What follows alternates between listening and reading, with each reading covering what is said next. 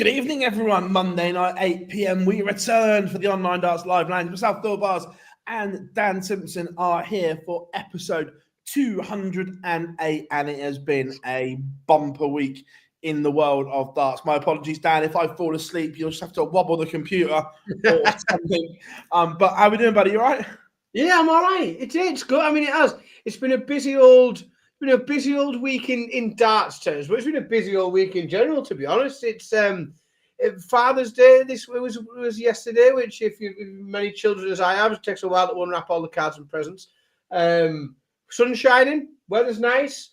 Yeah, all is good, mate. Yeah, it's bloody busy, but it's always busy in and out of everything to do with darts. But yeah, fun all week, wasn't it? Lots to talk about.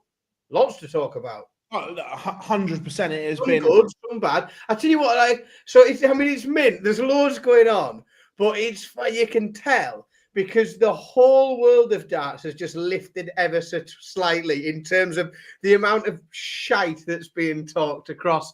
Like, I've just knocked social media on the. I'm not even bothering, mate, because it's just. People are getting properly stuck in for lots of different, for all the wrong reasons, probably, are digging at people. But yeah, I'm sure we'll get into a little bit of that as the show goes on. Yeah, 100%. That chat room is rammed already. Easy, isn't it? Yeah, Malachi is in.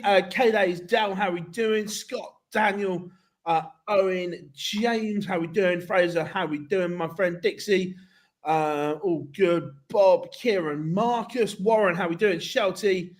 Nina, how do? Adam is in. Yeah, Christmas evening school is in. Sam, Becky. Oh, I'll tell you what, it is Ram, Michael. It's a proper crowd, isn't it, tonight? Oh, 100%. It is good, greatest showman. Wayne, Dev, how we doing? Dev, I'll give you a buzz when we finished, if you're still up. I don't even think I'm expected to get stuck in on anybody tonight. I don't know. Normally, that's when everybody tunes in when I'm going to upset someone. Yeah, David, Rob, how are we doing? Nels, no, not hungover, just extreme. I've been up since 10 a.m. yesterday morning, all in the name of content and darts. Naz, how are we doing? I tell you what, it is absolutely rammed. Our guest Raymond Smith will be joining us shortly, but I suppose the first big thing, Dan, I've got to ask you. This affects you. What do you think to Chris Dobie's Hey Jude new walk-on? Well, I think it's bloody marvellous, Philip. I'll tell you for why. I'll tell you. He's had some shockers as Chris. Like, he has had some shockers in the past. And Deck, like, let's be honest, it's not a particularly good track, is it? Like, if it's not. Although, I think I did once sing it. I'll tell you the story once, but I did once sing that song on karaoke on Pride weekend in Budapest. That was some fucking weekend, let me tell you that. But I'll tell you that story one day. I think it's a far, far better song in general. Really good song, especially because, obviously, the link is Newcastle United. And for those that don't know, that song is played before and after, sometimes at halftime, every single game. So it is, as a Newcastle fan, it's a song that's very close to us, like in terms of what we sing at the match, what Chris will be used to singing at the match. So, yeah, I mean, it's a good track. It's obviously got a Newcastle United link. It's better than Ant and Deck. No, I'm not having that. I mean, come on, PJ and Duncan. It's the musicality of the Beatles again. You will be the first man ever to try and make the argument that PJ and Duncan created finer songs than the Beatles. Hey, everyone's got to be an AKA lover. I mean, yeah, poetry, innit? Poetry. To be fair, I don't want to be stereotypical, but wouldn't it have been funny if he walked out to the biker grow theme track, or is that? I wanted fog. I wanted the Fog on the Tyne. That was on a short list for me. The Gaza remix. Yeah, absolutely. Of course, that's the only one that's left now. We're not having the original. In a sleazy snack bar, sucking on sickly sausage rolls. Yeah, Gaza and Lindisfarne, I believe, is that one. I've got it. I've got that on vinyl at home. Oh, you got it on vinyl? Yeah. Oh, you are. That's a classic, isn't it? And my vinyl collection, it's slightly off screen here. Like there's records up all over in this room, but it doesn't quite stretch to that. I'm with you. That I'm going to have to concede that to me. Well, I don't know. Do we then? Can we really play Shakira above the Beatles? I don't know if we can. I don't know if it's. I'll give you. If I was out with Mrs. Simpson and we needed something to dance to, then I'll give you that. You know that Shakira might be better for filling a dance floor. Whether she can write songs that will end in McCartney, I'm not so sure. I love but remember, hips don't lie as well. The hips don't lie, mate. No, not in this house.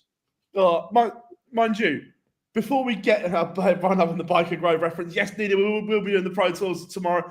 There were some shockers of walk-ons at the World Cup as well. Oh, there was some shite. there was some shite. Yeah, and I think some of it as well. And I mean, we'll probably come on at some point to hosting events and where they get hosted and things being in Germany. But I think, like we see with the Pro Tours, sometimes people will try and cater to the audience in terms of the music they select, because there was some amounts of shite Euro trance getting pumped out. I thought it was interesting. I think some of the choices, I mean, some of them pick themselves, as Devon's mentioned a minute, some of them pick themselves and the songs are very good. There was a few others that I wasn't sure, which songs countries would go with, where we had two fairly big players. I think it's, I thought there was some stinkers though. Some belters as well, though. There was some that took me by surprise as to how good they were, but yeah, some absolute stinkers.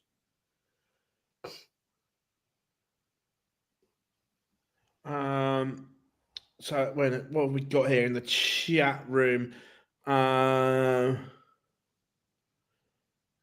Ireland had the worst. What do you guys think of? It was interesting, Dev. Because I know we'll speak later. We didn't know anything had gone on until Northern Ireland brought that into the public domain. It was a very, I wouldn't say calculated, but that's the wrong word. They knew what they were doing. It was purposeful, wasn't it? Yeah, it was contrived. It was, and like I say, look, only 4 people were on that stage. Everyone has a right to say their piece, and Dev, you've got a right to reply them, and we will give you that 100%. We'll give you it. 100%. Did I see anything? No. Is the honest answer? I'm not so sure that. Let's be honest. There's different ways that people can behave on a stage, and there's also there's people. I think sometimes they think that if anybody speaks, makes a noise, squeaks, farts, moves, that is somehow it has to be contrived and thought of and done in a way that isn't particularly sportsmanlike.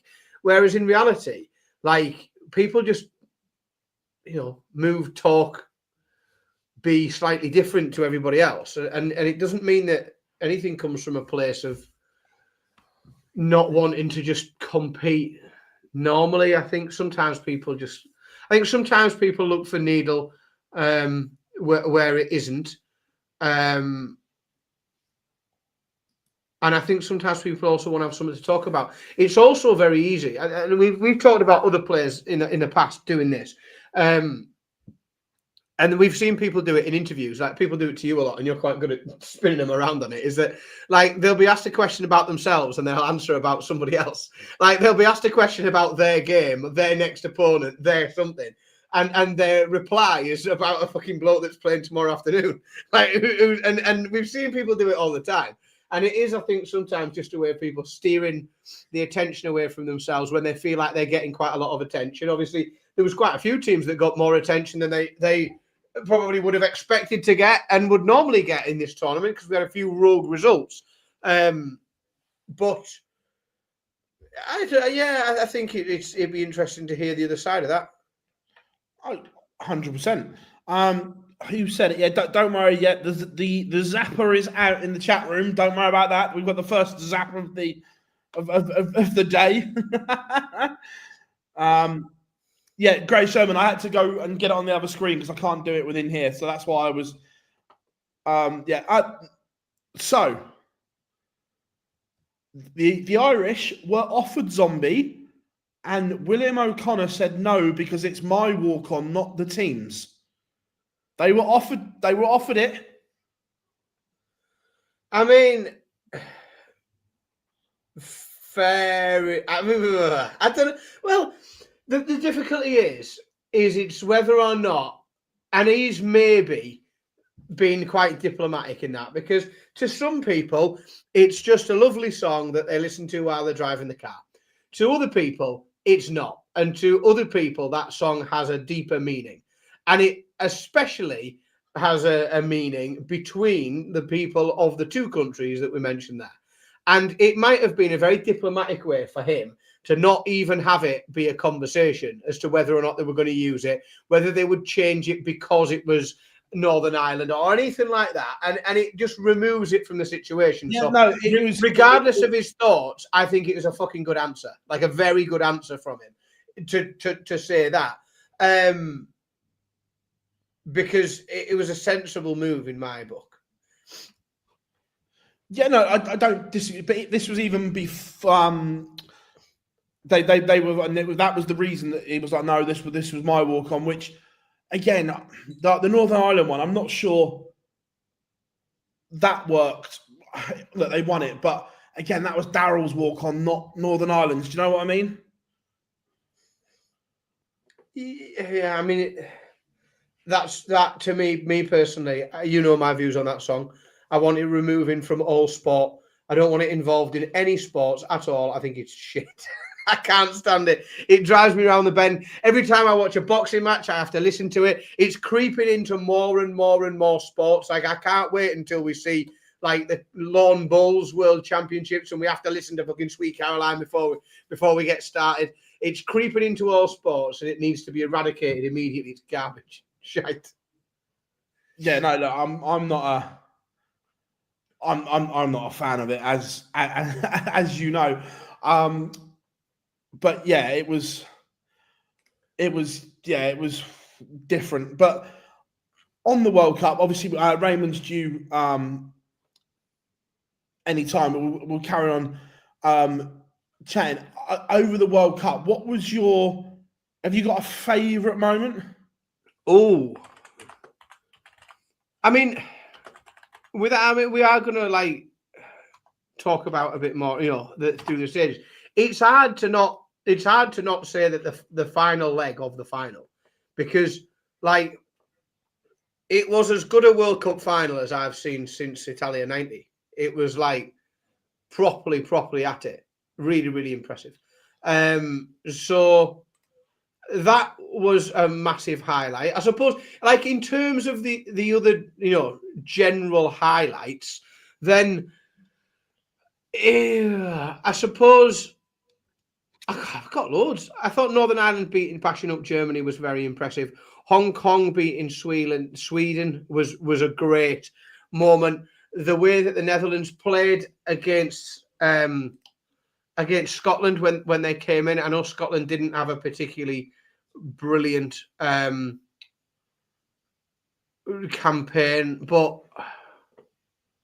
there was quite a lot to be very positive about, especially from. It's interesting because we lost 2 seeds in their first match, which we never do in the World Cup of Darts ever. Like it just doesn't happen that we lose, because there is generally such a big distance between the top end and the lower end of the teams in this event. We very rarely lose 2 seeded teams, but what it did was it meant that some rather interesting things happened. I thought the Philippines beating Belgium was huge. Like, that was a monster of a match and a huge achievement for the Philippines, especially after the way the Belgians came out and beat Latvia. The way they performed, they averaged much better than them. It was just an excellently executed, a really superbly executed victory from the Philippines. South Africa, like, surprise, I'll put my hands in the air. Do you know, I'm gonna have to put my hands in the air on loads of these, because we predicted all of the groups, and I had Poland winning Group E, and I had Canada winning Group F. So I've got both of them wrong completely. South Africa and Malaysia, like, really good job by both teams winning matches that I didn't think that they would have been able to do.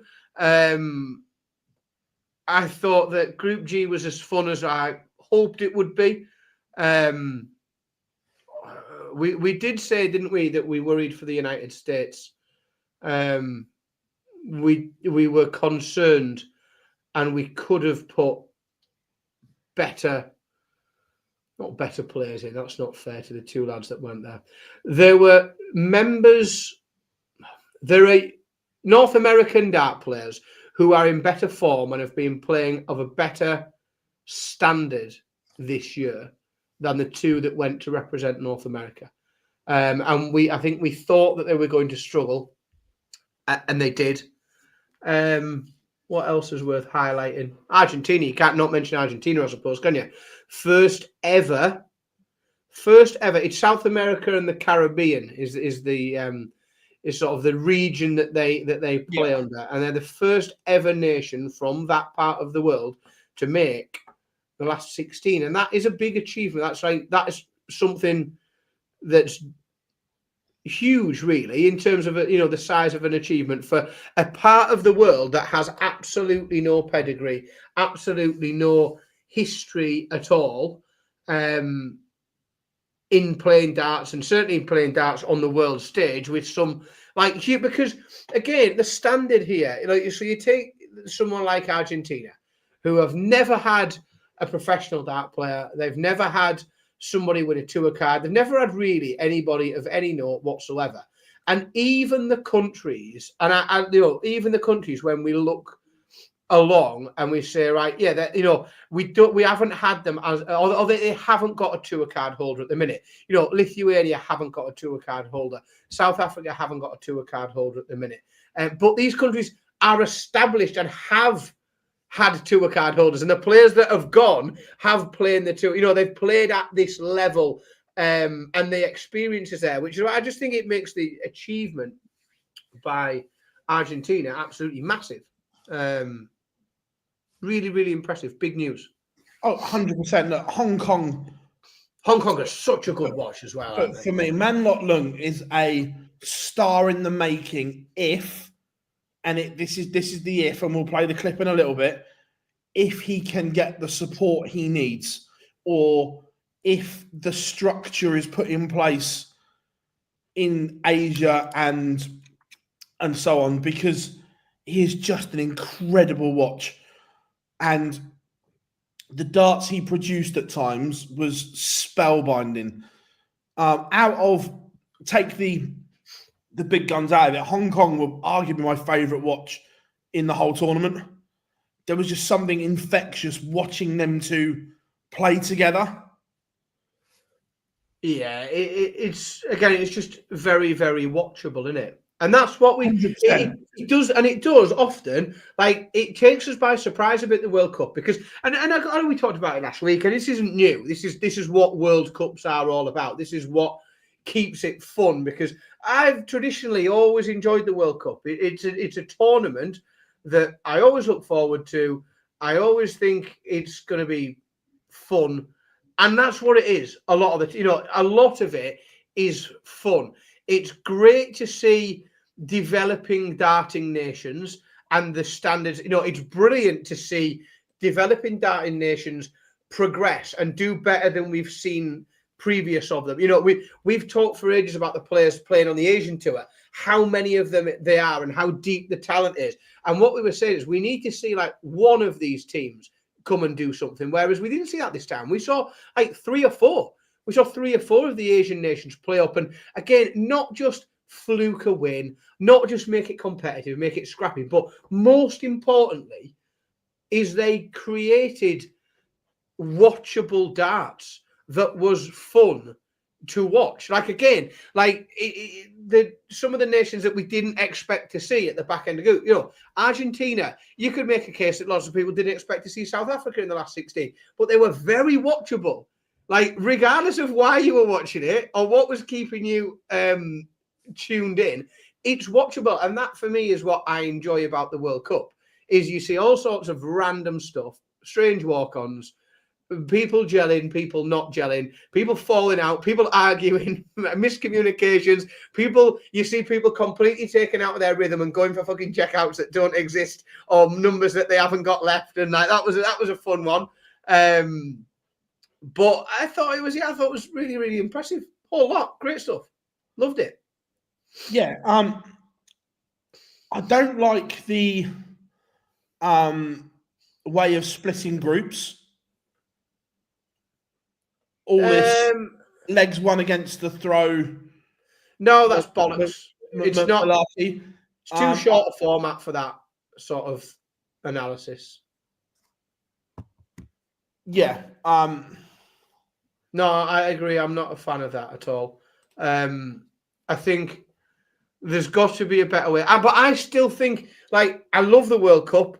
I would still like to see the format tinkered with. I don't even know exactly what the answer is, like in terms of, I don't know whether, I think the difficulty is like, because I just get excited about it, like, because I really like it. So all of my solutions are stupid because I think, well, I want to see bigger teams, right? But then what happens is the nations at the top can get more depth. So you make a bigger England team, Scotland team, Welsh team, all of a sudden you've got like some fucking talent in there.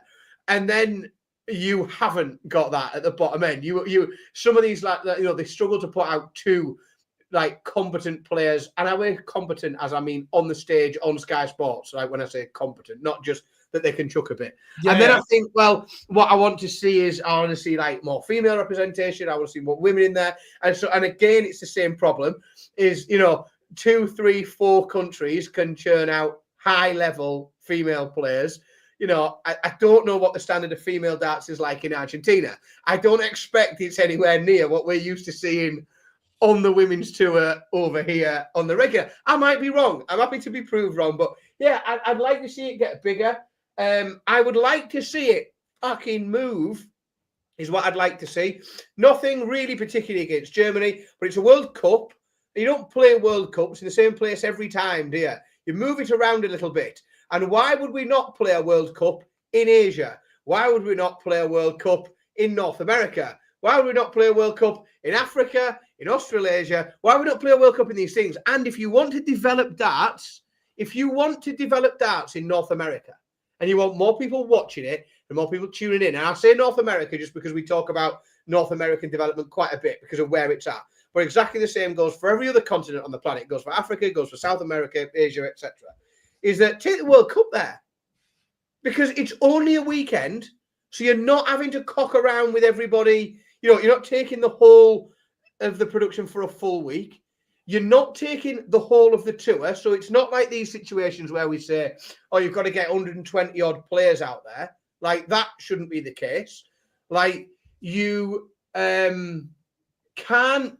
Like there's just, for me, there is no reason whatsoever to not move it around the world. And that is absolutely what is, in the spirit of these World Series events, like where we're saying, oh, well, we're trying to develop darts in these areas of the world, so we're going to put a show on for them. We'll put a 2-day show on for them, 3-day show on, whatever, make them a format, give them the World Cup.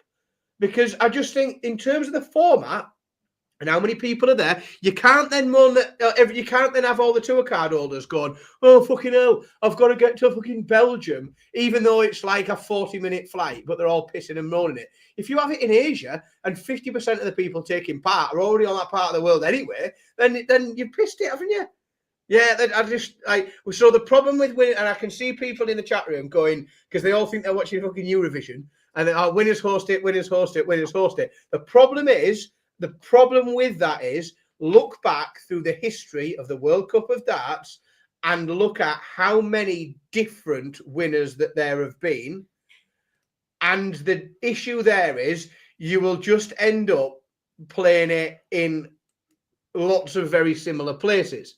What that doesn't do is help you develop the sport into those emerging nations, into North America. If you're in North America and you want to go and watch the darts, go watch the World Cup. That's a perfect thing to go and I'll go and watch that. I think for me, it's a no-brainer. It's what we should be doing. And I've yet to find anyone who can give me a really reasonable argument against that. I can tell you what the argument will be. Is they know they sell X amount of tickets where it is. Yeah. And so on. That the commercial element of this will be the argument. I get that. So I just think because let's be honest, it's not a week, is it? It's not like when we see, when we see half empty stadium in Leicester because we're trying to sell them on a Tuesday night and those sorts of things. I think again you have to be careful. I'm not suggesting that you put it in the middle of nowhere or you start to, I just think these places, a lot of the places I've mentioned sell out a World Series event. You could put it in New York in Madison Square Garden. Yes, you're not putting it in you might not put it in the main room. You might not put it in the big arena, but you could have it there. And I'd like to think you'd sell 3 days out, 4 days out. The issue is, again, as well, going around the world like that, different time zones, again, is TV, where broadcasters pay a lot of money to have it prime time, peak time for their viewing figures, i.e. Sky, where if it was in New York, say, it would then be starting at 12 or whatever. So that's not prime audience time. By the way, I like the idea of moving it around, but just from commercially, that doesn't make sense. No, I understand that. I get structure that. And everything like that. Yeah, I just think there's a better. I don't think sticking it in the same place every year. It doesn't give me the vibe of a World Cup, but it doesn't. I just think it's the best. It's the best event of the year in terms of highlighting developing darts nations, and we are now really, really starting to see that progress. We are seeing countries that are coming back each year better. I'm not saying that they're going pushing to the final, but we are seeing consistently countries coming back and playing better and better and better darts. And it is only a matter of time before these countries start to produce more tour card holders as well. I know there's loads of logistics around that, and we've talked about the ability of people to come to Q School and then the lifestyle that they can then lead if they do get a card, if any at all. So I know that there's loads of challenges on that, and that's really difficult. But I just think I think we could do a better job of sharing it around and bring and in the spirit of getting more eyes on the product in different parts of the world and growing it there as well. I also think that the 4 seeds coming in after 2 days action are at a disadvantage. I know it's meant to be a privilege because of their seeding overall, but that environment, it is baking in that arena. If you are more used to it, it is a definite advantage for me. I think the seeds coming in when they did weren't acclimatized and didn't know what to expect compared to the ones that have come through the group stages. I think again that probably comes a little bit down to the choice of venue. When you know what time of year it is, if you know that you're booking it, at this time of the year in a place that's going to be very hot, then you can't be surprised when it's very hot. I'm not so sure, mate. I don't know. It's difficult, isn't it, to again the distance between the abilities of some of the players in this tournament, it's very hard to see, to really point at a disadvantage. Like, I get that they're coming in a bit, I say coming in cold, like I wasn't really referring to the temperature there, but but it's they're coming in quite the opposite of cold by the sounds of things over there. The great Scottish team, the iconic Scottish duo, got absolutely trounced by the Netherlands. Right, it was Bobbins, wasn't it? Is this the last time we see this iconic duo together on a World Cup stage? Oh, I'm throwing it out there. I think it is. Cameron Menzies on the tour card race is only around 17.5k off of Peter Wright. Right now, Cameron Menzies is more likely to win more money than Peter Wright. I was just having a look at what the distance was between them. And do you know what? It's far closer than I thought. There's roughly, well, there's less than 20 grand in it, like 17 grand in it. And if someone said to me, if I had 50 pence to stick on it, and the question was, between now and June next year, yes or no, will Cam Menzies pick up 17 grand more than Peter Wright? I think the odds is probably yes, isn't it, at the minute? Get a poll going. We can do that, can't we? We can. We've got technology. I don't know how to use it. That's right. I'm sure you've got these sort of skills. We can have a poll. We can ask everybody. Ask the audience. Yeah, let me see. You carry on talking and I'll set the poll up. I don't know what to talk about. I've thrown my counters all over the floor by accident. Peter Wright. Yeah, look, he is struggling. I fully agree. Yeah, there's a question, Phil. Here you go. What are the rules on nationalities? My nana was Irish, right? My mum's mum, born in Ireland on a farm. Does that mean that I can play for Ireland? What are the rules in World Cup? Or are we dead flexible on it because we're not really asked? And when I say we, I mean the royal we, as in the promoter. It's not too hard. And do we just go with like whichever flag that they're using next to their name because it's how they identify? Is there a fixed rule for darts? There we go. Poll is up. The honest answer is I don't know if there is a fixed rule or not. Because Nico is as Geordie as I am. More Geordie than me, I'd say. I don't know what qualifies somebody to play for a particular nation. And I suppose that this nation that we are in, England and the United Kingdom, is particularly complex because it's incredibly flexible. Because like if you go into a country so Australia is a good example. So you go to Australia, you live there for 10 years, you apply for a residency, you become a resident, you can apply for a passport, you become a national in that country, you can get your nationality. If you and people can do that when they come to the UK. So you can come from anywhere in the world and become a citizen of the United Kingdom is what you become. But if you move from England to Scotland, nothing happens. Nobody fills a form in. Nobody gives you a certificate. There's absolutely nothing in between, in terms of paperwork wise. So could I go and live in Wales for a bit and be eligible to play for Wales? I genuinely would. I don't know the rules. I'd be interested to know. Well, I'm just thinking that we could have Bunting and Aspinall going and live in Bahrain for 6 months. Get citizenship, and then all of a sudden, the Bahrainian team become a threat. Yeah, we could have state sponsored. How long is it before the Saudi PIF, the investment fund, just fly over 2 players, give them citizenship, and all of a sudden that's the Saudi team? Oh, right, yeah. I'd make them wear fucking traditional dress for the walk-on, mind. Shake man Aspinall. Yeah. Shake my fucking head. That's what I'll be shaking. Right, let's talk England. But first of all, do we have to?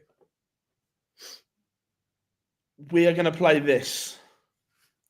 I think you need a connection. I think you need to have that camaraderie off the stage and have that connection, because all the teams, when we all first turned up in the first day, the only, and I'm not just saying this because they lost, but the only two players that didn't turn up together, didn't sit together, didn't play as a team, I'm not saying who they are, but they didn't win their first game. But no, you need it. You need to turn up together. You need to be as a team. You turn up as a team. You practice together. You sit together, and it's a team ethic. And it didn't show with England, and it showed on the board. And they're great players individually, but you need to be a team. And I thought they were going to say who they were. well, I did. But like, you need that team ethic, and you need to be together as a team all the way through. But it did not. I wanted them to do well, but they didn't. No, I did. So I'm not just saying that because I want to make some fans or anything, but I did. I wanted them to do well, but they were rubbish. I'll tell you my view on that. I think that those in fucking glass houses should not get interviewed by Phil Vars, because he talks about people turning up together and camaraderie and being there for your teammate. Last year, when Gezi Price turned up, he was Jim Williams. He wasn't last year. Gezi Price turned up and he was fucking Jim Williams there instead. Going, oh, Gezi didn't fancy it, so I've come instead. Like, I just think of all the people to like pick that. It amused me that it was the bloke that dropped his teammate in the shit last year and didn't turn up to the tournament. I mean, the problem is, right. And this is and both England players know this. Like, they both know this. When you carry the weight of expectation that both of them do, and individually they have been so good for so long, that the moment you slip up, especially early like that, it's open season for like anybody with a Facebook account, anyone who's logged into Twitter, and some of that is fucking not good, because some of it's just some dickhead that's lost his 50p bet. But you also, and what I think that is you open the door for sort of ribbing and like banter, because I think that's what it is. It's banter from across the group, because if those two turn up and win 3 games on the spin 8-0, which they're both very capable of doing, the story would be completely different. The story would be about how serious they both are, how in tune, how they're in their own worlds now, they're psyching themselves up and all that. So, like, it's easy to, as soon as somebody's fallen down, it's very easy to, like, point at all the reasons why. Whereas in reality, like, people sometimes lose darts matches. I don't think anything went massively wrong for England, if I'm really honest. Like, yes, losing was went wrong. Like, that wasn't ideal. That wasn't in the plan to lose in the first round. But like, they didn't play horrendously. They played like, if you look back over the years and look at like seeded teams coming in first match, averaging 93, normally fine. Averaging 93 in your first match normally absolutely pisses you through at this stage of the tournament. Has no problem whatsoever. The problem is they met a relatively inspired Germany team and got behind, and they got too far behind too quickly, and it all happened really fast. And then once they lifted their game again, they were too far away from it. Yeah, no, I don't think it was horrific. I don't think it was as bad as what everyone's making out. I completely agree, but I do think it was interesting. Look, we would never have known this until Gezi said, by the way, because this wasn't out in the public domain. But I do agree with his point of when every other team arrives together and you can build those relationships and so on, that I think that maybe if they could turn the clock back and do it again, perhaps they may approach it a little bit differently in terms of just being on the same page a little bit more.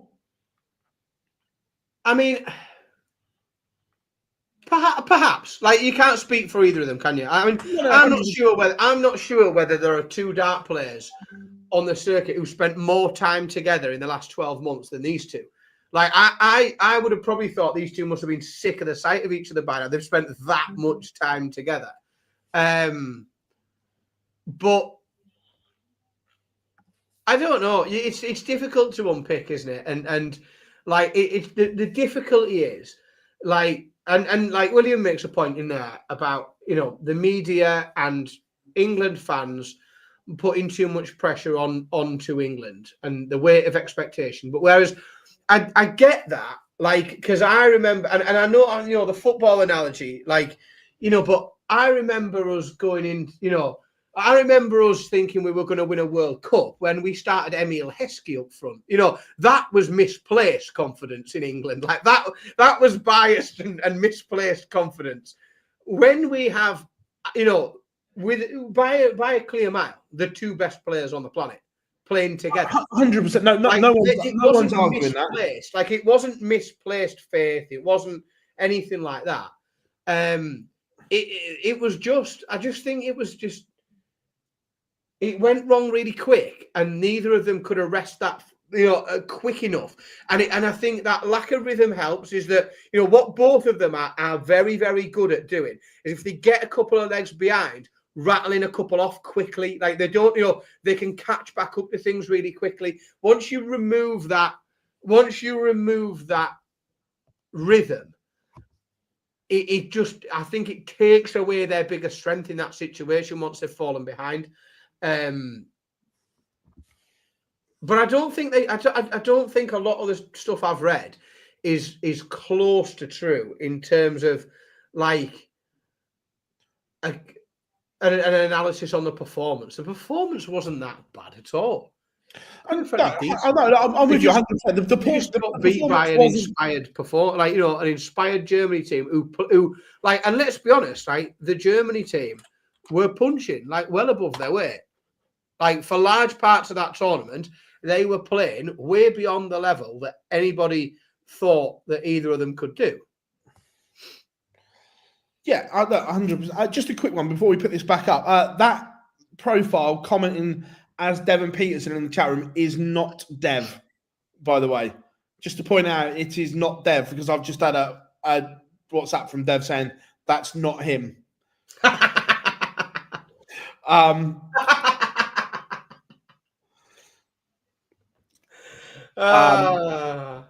But yeah, going back to my point, that I think I'd like to see them do it differently again as well, and just be on the same page a little bit more, like the Netherlands, like Northern Ireland, like Wales, because that bond those teams had, and Germany to a point, the bond that those teams have give you something a little bit extra.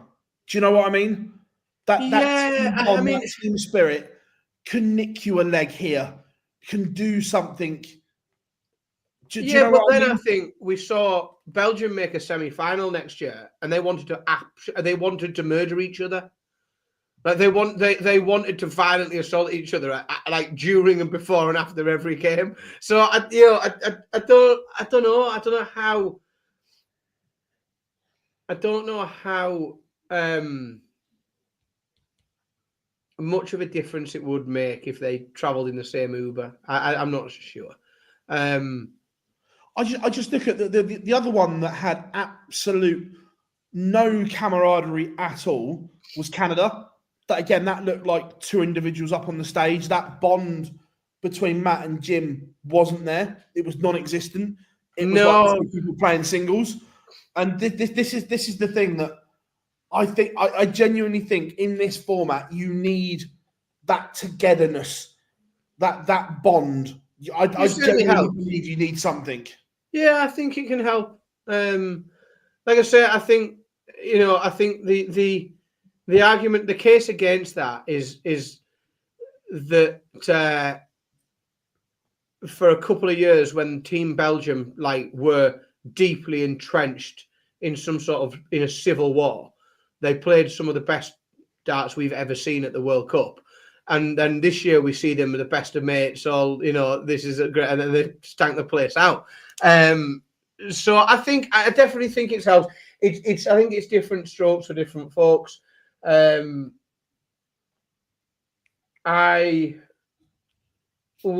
see what happens next year, won't we? We'll see what happens next year. Because let's be honest, something is there. I mean, there is a way, of course, like there is a route to it happening. But the idea that this isn't the same England team next year is, quite frankly, absurd, isn't it? Like it's highly, highly unlikely that we don't get the same England team next year in terms of qualification.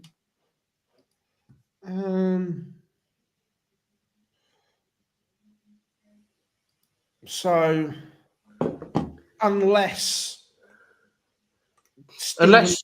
Stephen Bunting wins the World Championship and Luke Humphries retires. Ross Smith, Dobie, Wade win the World Championship. Yeah, but they'd have to win the World Championships and Luke Humphries probably retire as well. Because he'd have to win fucking Nout as well, wouldn't he? Yeah. Because he's still carrying so much. The likelihood is, yes, it will be Luke and Luke. And I'm sure they'll want to put on a display. However, I've got a caveat to this. If you are the Nuke, do you want to play? And the reason I say that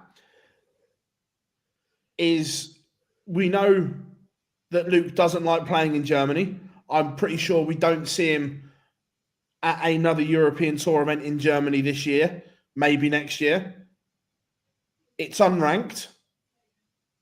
If, say, Dortmund is exactly the same, he gets dogs abuse in Dortmund again, is there a danger that the potential world number one says, fuck you lot? I think there is definitely. I think there's definitely a danger that happens. Yeah, I think that could happen. Yeah,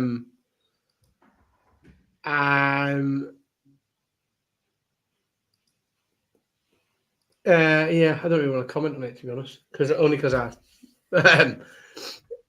I don't think we see him in Germany this year at all, and then it's a decision to make for next year. I think it'll probably depend on what is going on, who he's playing with. But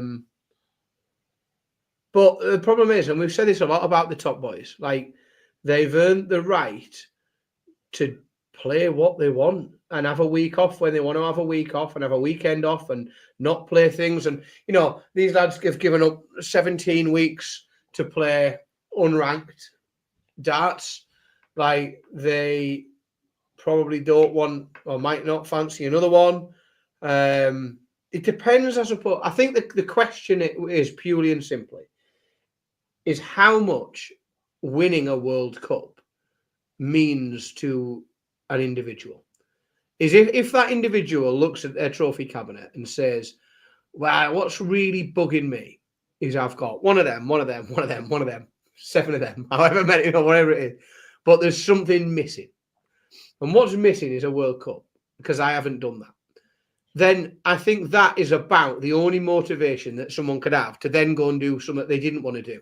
Play somewhere they didn't want to play on a weekend they didn't want to work on, et cetera, et cetera. I think, but that is a very personal thing, that, and you need that have to come from the players themselves, I suppose. To some people, winning the World Cup's the biggest thing they'll ever do in their career. And it's with respect that I say that, but to some people, that is the biggest and most important thing they will ever do in their career. To other players, and we know this because, if Luke Littler did say that he couldn't be tossed with it, he would not be the first big player to say that about the World Cup, publicly or not publicly or behind closed doors, because we know that there are huge, massive players that have had an on-off relationship with the World Cup. How recently did we mention? I mentioned the fact that Gezi didn't turn up to one last year. Like, I think to the top pros, playing in the World Cup is not the be-all and end-all to them. I agree. There's bigger paydays elsewhere. It's a busy part of the year. They're in, some of them have been on the Premier League for however long. It doesn't have a ranking value for them. Yeah. I can see, and we do know, let's be honest, there was a elite player missing this year, wasn't there? The world number 3 wasn't there this year. The world number 4 wasn't there last year. Like, elite players do skip the World Cup. It happens. It's happened the last few years. So if we skipped one next year, or if somebody skipped one next year, then it wouldn't surprise me. No, and where is it? Where's the... We always appreciate the support from the Littler household. It's obviously been spoken about. And the other one, Naz, that I get 9K for turning up and losing without going into individual fees and so on, because I'd never do that. These top players can earn more than that for one night in an exhibition. Also, half it, because they should be paying fucking tax. Like, I'm back on last week.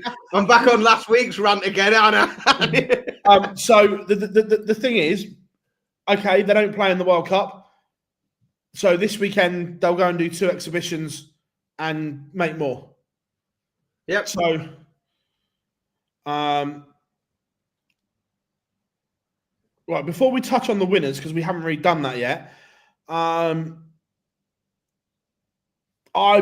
wasn't a fan of what I saw from Team Canada, if I'm being honest. No, again, like I talked earlier about countries that made it watchable. Hong Kong, very watchable. A lot of the ways that some of these teams went about their business and their stagecraft and the way that they presented themselves made it very watchable. Canada really didn't. We've seen. We had, like, if we're honest, if we take the last 12 months or so, we've seen some rather, I'm looking for a kinder word than like unusual behaviour from Matt Campbell. We've seen some strange behaviour on the stage. We've seen some strange behaviour in interviews and things like that. And, for some time he was right on the cusp of the tour card race, and he looks to be a little bit more comfortable in that tour card, holding on to his tour card. So I don't think you can, put it all down to the pressure of where he's at. But yeah, I think we've seen some unusual behaviours from Matt in the last year or so. And that doesn't come from a place of like, I'm not accusing him of doing anything other than behaving in a way that is confusing to me. Also, Daniel, stop asking if MVG is playing in New York. The PDC and Michael will announce if he is or if he isn't when they want. So just fucking well wait until that comes out. He's only asked 136 times, Phil. Yeah, it's down to Michael and the PDC to announce. If we were monetized per comment, you wouldn't have shut him down on that, would you? Oh, that's carry on. you keep asking, mate. We'll let you know when we're monetized on comments. You come back. The other one, obviously, is come up in the chat room is Jules Van Dongen, and that Jules put a post on social media about teaching his kids a lesson in how not to give up. And look, what Jules is going through is horrible to watch, because he's battling demons in the biggest goldfish bowl that there is, and I fully appreciate what he's trying to do, the lessons he's trying to instill in his children, and so on. There is a but to this, but this is elite level sport we are talking about now, and I fully appreciate life lessons and so on. But at this point, I think the decision should be taken out of his hands. Yeah, it can border on self-destructive sometimes, can't it? And sometimes the people can get themselves whipped into such a frenzy of trying to prove something that it just makes the situation worse. And I think that they stop, they stop being able to look at that objectively. And that's difficult when you're like right in the thick of it, when everybody else around you can see it, plain as day, and you're trying to come at it from another angle. And it's also difficult is that you never quite know how close or far away it feels to somebody. Like sometimes he might just think, well, he's right. Excuse me. I've been battling my hay fever all day. I did manage to find the mute button before I sneezed. But yeah, I think it's different. Yeah, I do think that somebody should have sat him down and said, look, for your own good, we think that this is what should happen next. I also think it's taking a position away from somebody else. And is it the best thing to do for your nation? Like for your nation to compete at the World Cup is very big and very important to lots of people. To represent them, that to lots of people, that is the pinnacle of their career in terms of darts. Not everyone, but lots. And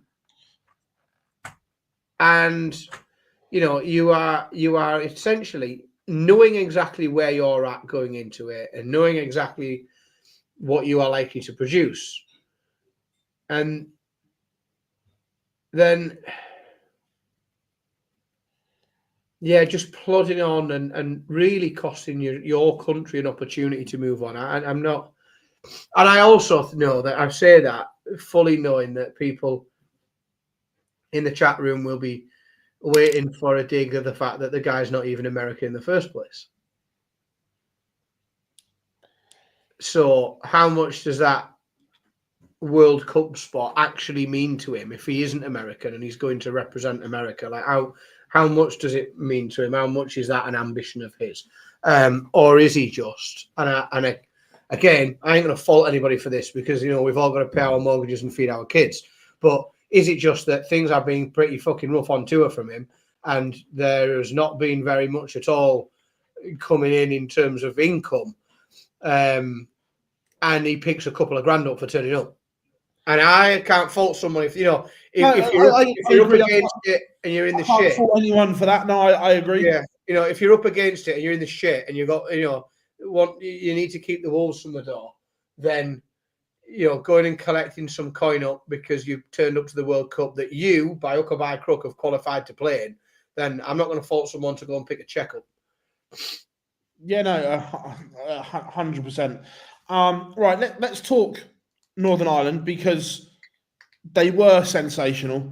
That last leg, having missed 4 match darts or 4 championship darts beforehand, to recompose yourself and leave 88 after 9 darts in a major final is nothing short of fucking absolute, as Eddie Hearn would say. This man has an absolute set of bollocks on him. Yeah, it's big, isn't it? It's big. Yeah, I mean, I thought it was exactly the fight. Like, if let's be honest, like, I'm an Englishman, proud Englishman. I'd planned to spend Father's Day watching England win the World Cup. That was my plan. That was the reason why we didn't plan anything else on Father's Day, because I told everybody, no, we can't do that, and we can't do this because I'm going to watch England win the World Cup. But we still were treated to an astonishing final, a genuinely good final. The mean averages, adding the averages together for both of them to give, like just sort of the mean average for the match average, or whatever you want to term it, was the best game that we saw in the whole tournament. The World Cup saved the best until last, and it was, absolutely superb, like highly entertaining, massive stones to get the job done. Loads of twists and turns. Yeah, just a really good final. It's what you want. Exactly what we wanted from that. Yeah. Becky, no, the seniors draw isn't tonight now. It will be good. They're doing it tomorrow now. Just all good. We're going to talk on the seniors in a little bit. All right, let's play this and then we'll finish up on the World Cup. Just a few bits. A very proud Northern Irishman today. So pleased to play with Josh. And we did say we could do damage. We done damage. We came. We won. We conquered. And thing is, we could turn around and go, that's us now. But there's so many stars on England, Wales, Holland shirts that we're not finished yet. We're not finished yet. But I believed I was finished. So that's why I'm so emotional, because I thought I was probably done as a PDC winner, but Josh gave me the belief, and somewhere in my head I thought, before the competition started, I thought it was going to go all the way, don't matter who it was, but I just thought to myself, before we start and before the first 3 darts, I thought, you give me the belief, now we're here, I'm going to give you the belief. And that man had a 134, I had a 180, you had a 171, and I wasn't really miss double 8. I would imagine there would have been some sore heads this morning. I think, my think word, quite a celebration in Frankfurt last night. Yeah, I think it could have been a pretty heavy night for the chaps from Northern Ireland and their travelling companions, whoever's gone with them, their group of supporters. No, let's be honest. Like it's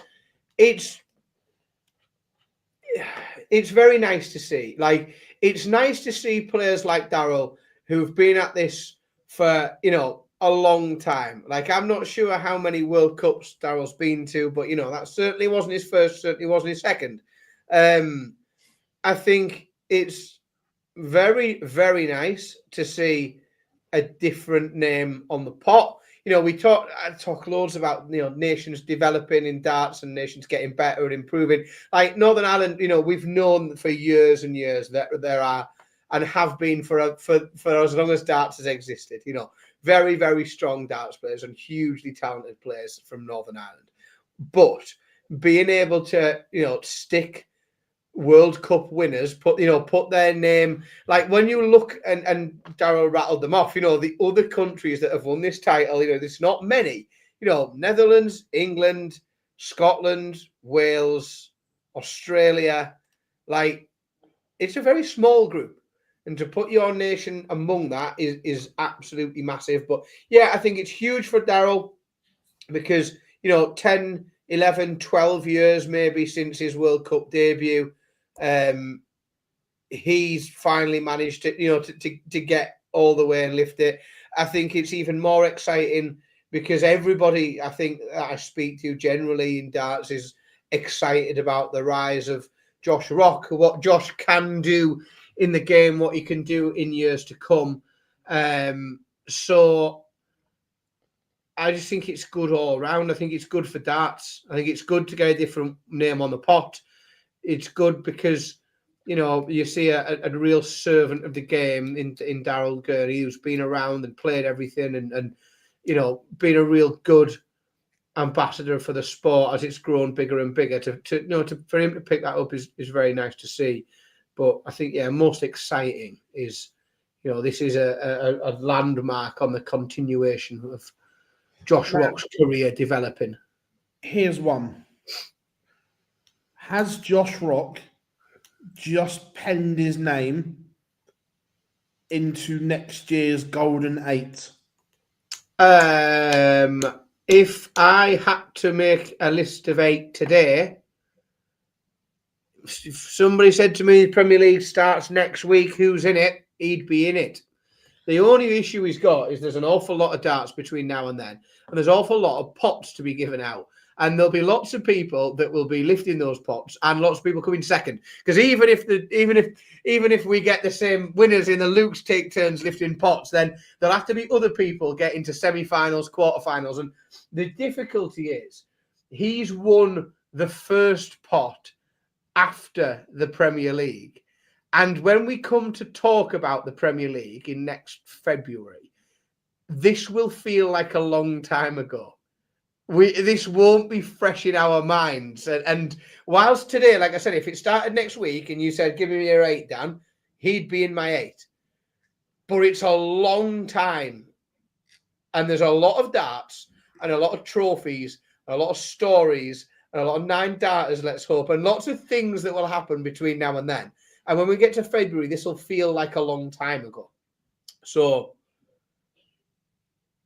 I think he's in there. He's in the mix and he's in the conversation. It's now down to him to keep himself in that conversation. He's got about 7 months to keep himself in that conversation. He has to stay relevant because he has to accept that if, the old faithfuls, if Rob Cross wins a trophy between now and then, he fucking needs to.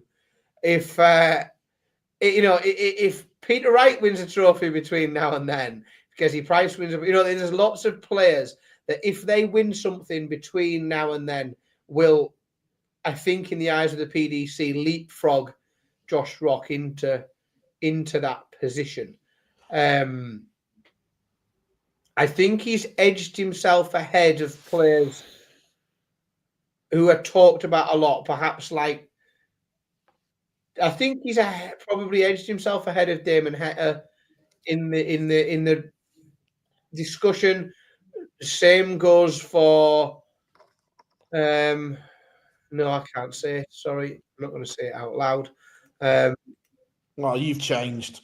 I'm not saying Dobie out loud. I'm not going to say that one.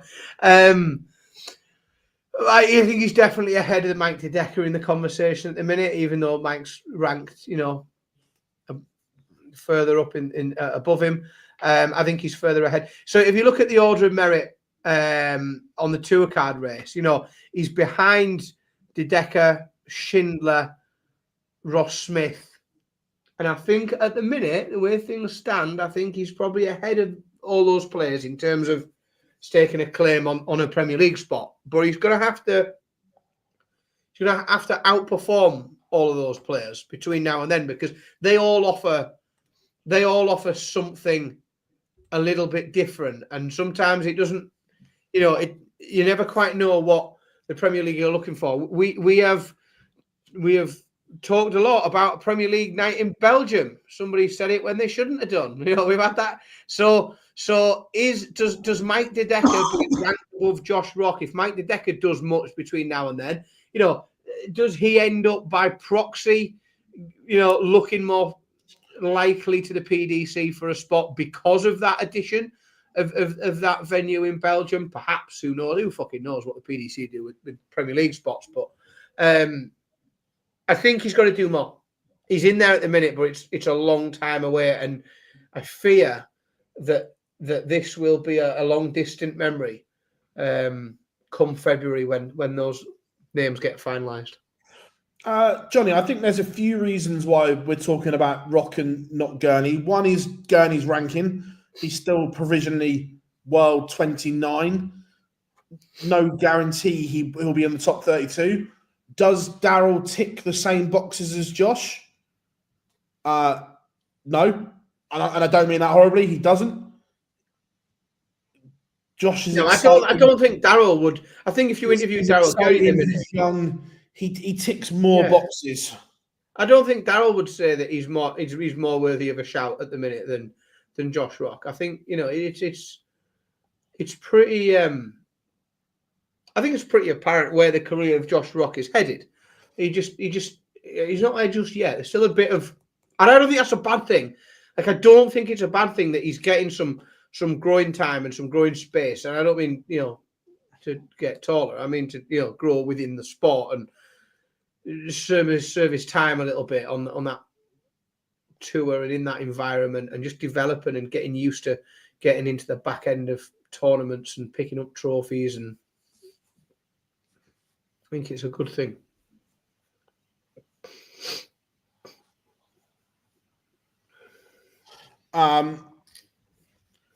Yeah, no, 100%. It'll be. Look, I think that. Yeah, I think that Josh is in the mix. I genuinely do, and I think it was a huge achievement for them, which is great. It's big, it's massive, but like Daryl said in there, he didn't think he thought he was done. He didn't think he had this. He didn't think he had. He thought his chance had been and gone. Daryl is. Let's be honest. In the second half of his career, you would think at this stage, and he's had a very impressive one. So he's been around for quite a long time, but he's achieved a lot. He's won the Grand Prix. He's won the Players' Championship finals. He's lifted trophies. He's played in the Premier League. It's very different for Josh, and that's why it's nice that Daryl's won, and you can sort of get a bit warm about it and think, oh, that's lovely. But it's exciting that Josh Rock has won, because we know what potential he's got for the next few years. The thing is, as well, when we talk about this, there are two players who I think the PDC, well, the 100% they'd want them in, but at the moment, it's a hard justification to pick Aspinall and Price if they currently sit 20th and 21st in the rankings. That's a hard look. Do I think they'll stay there? No. I think they will climb because they're quality operators. But their ranking is an issue. And for argument's sake, if Johnny Clayton was left out as world number 5 and Price at world number 21, there's going to be something said. 100%. Of course there is, but and I think what you have to remember, and where I think they're on a bit of a freebie as well, is the PDC could list like the top 4: me, you, our lass, the cat. They've still sold out. They've already sold out. So, like, the PDC, yes, I appreciate TV ratings to think of and everything else, but they're not having to, like, think, oh, shit, like, we'll never sell out in Cardiff if we don't have Gezi. We'll never sell out in Glasgow if we don't have Peter Wright. Like, it's bollocks, doesn't it? It doesn't exist anymore. That is too big. The Premier League is too big. So I think they've got a bit more freedom to say, well, if we don't pick number 20 in the world, Gezi Price, like, if we don't have Mr. Brightside, we'll have something else instead. It'll still be sold out. And it'll sell out the next year as well. Yeah, 100%. And no, look, if you don't believe me, try and buy a fucking ticket. Look, of course you can pick people outside the top 16. We're not saying that, but what we're saying is that other people will then massively kick off and get the hump. Yeah, of course they will. And it's I don't know how, but there's also, and I keep saying it, like, and we say, oh yeah, they'll claw a bit back.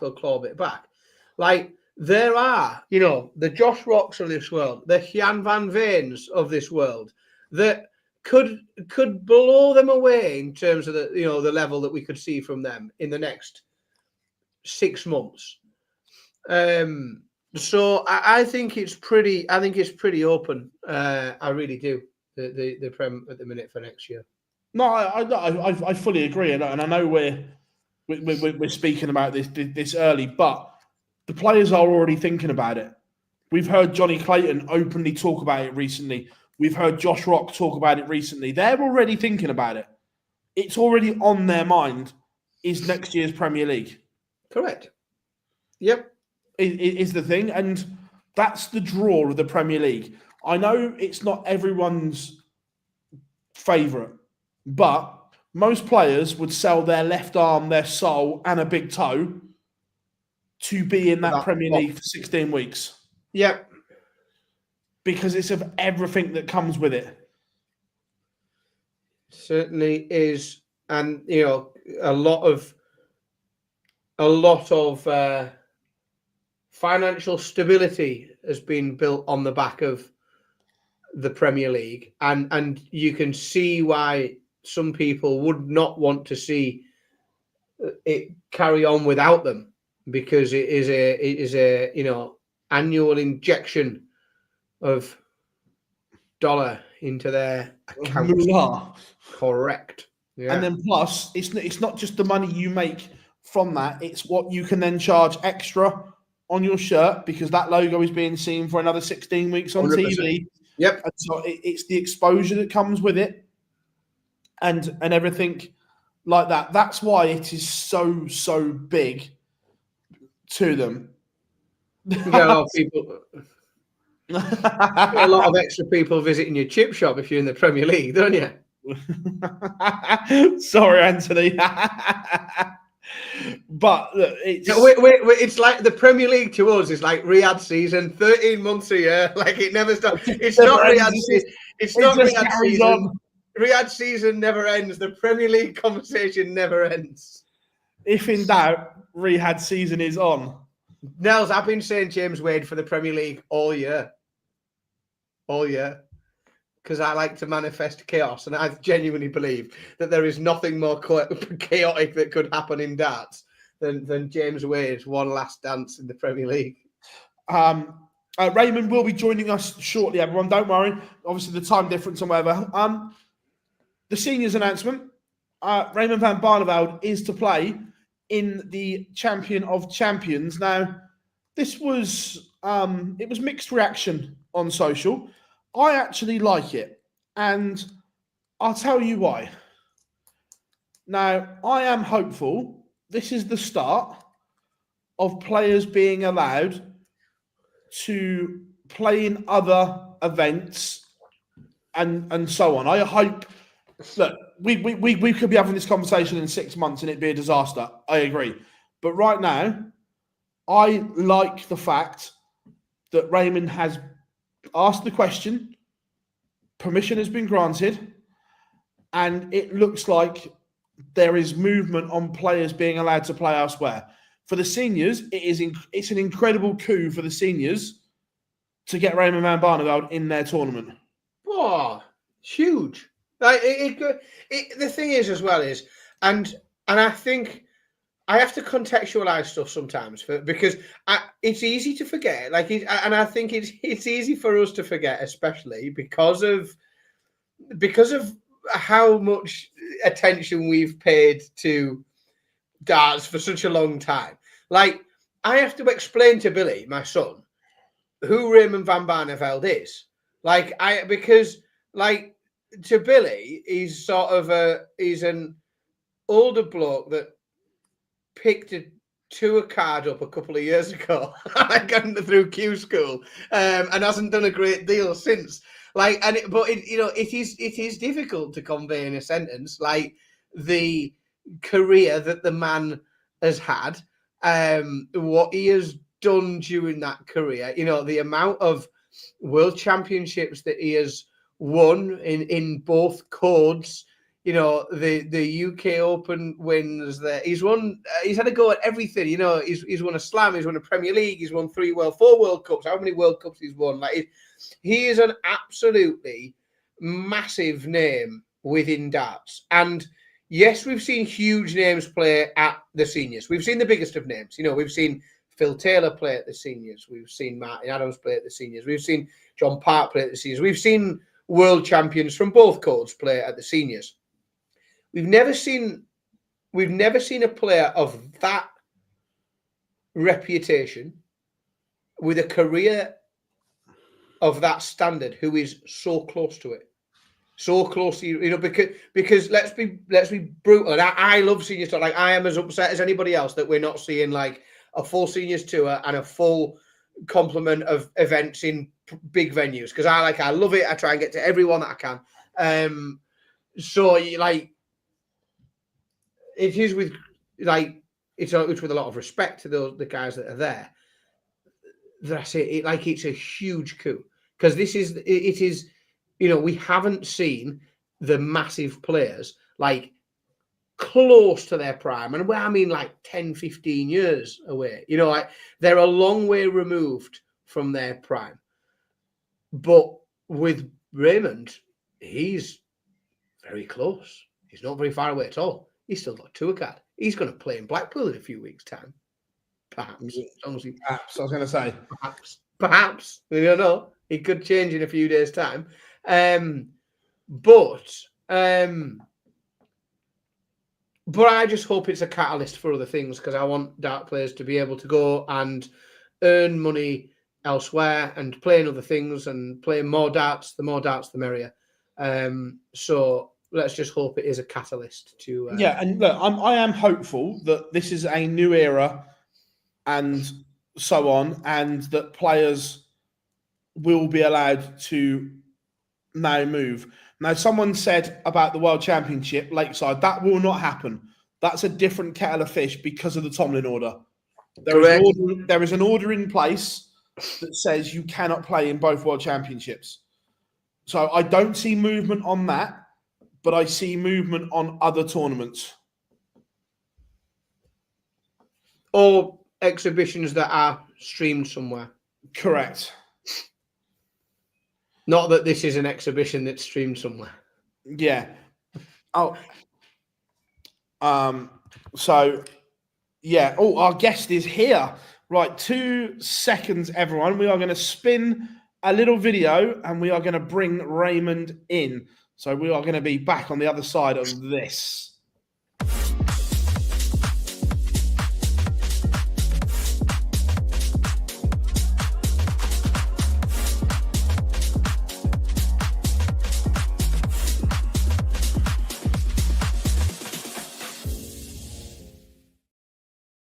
And here he is, the one and only Mr. Raymond Smith joins us. Raymond, how we doing, my friend?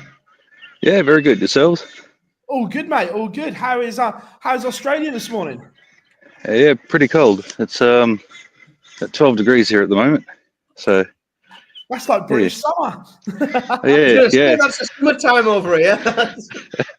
Yeah, it's different when you get tops of it in the 40s, though. Yeah. First of all, it's great to have you back playing. How are you health-wise? Everything as good, ship-shape and shiny again? Yeah, health-wise, doing very well. So yeah, I think we've solved a lot of our issues. So getting through tournaments, I got through last year's Australian Championships. So it was 9 days of play. Did it quite well. So yeah, I put my name down to have another run at Modus, and looking at a few more tournaments. Oh, that's interesting, because again, people will forget, because it was so long ago. You were the first champion at Modus all that time ago. Oh, sorry, second champion. Second. Yeah, second. Yeah, it was. Matt Clark, wasn't it? You beat in the final.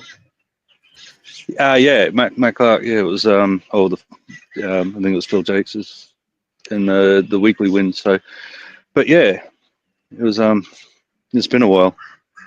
It has, and whenever we talk, whenever the question comes up about players that don't have a tour card and so on, your name is one that always comes up. And how is the game? Is it at those levels that we saw in 2022 and so on, or are you building back to that?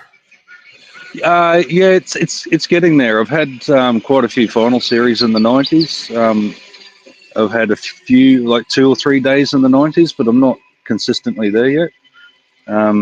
Yeah, I'm building towards that, but at the same time, it's a different level of pressure on, when you're playing on the world stage, you rise to that level. So I feel I'm playing better than I was, but stage rust, I suppose, is going to be a thing.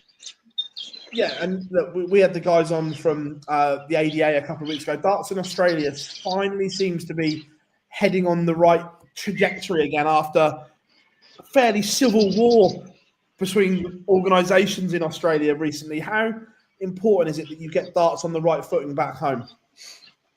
Yeah, they've got the right idea. They've got the right model. It's all about execution now. So, yeah, look, I'll reserve judgment, but I think that we've got the right people doing it now, which is a massive win. I think our first ADA event is 2 weeks.